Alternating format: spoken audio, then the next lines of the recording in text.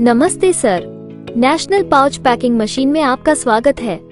आज हम आपके लिए एक ऐसी मशीन ले आए हैं जिसे आप बहुत ही कम बजट में एक ही मशीन से 36 तरह के उत्पाद पैक कर सकते हैं। चलिए आपको इस मशीन के बारे में जानकारी देते हैं।